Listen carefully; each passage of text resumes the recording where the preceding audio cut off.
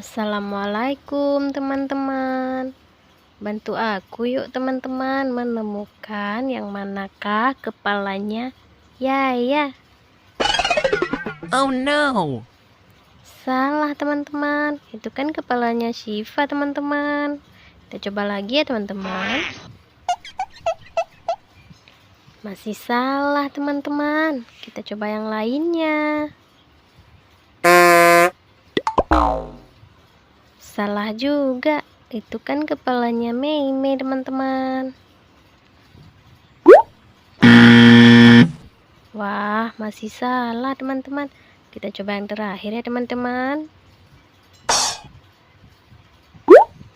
Bravo, benar teman-teman.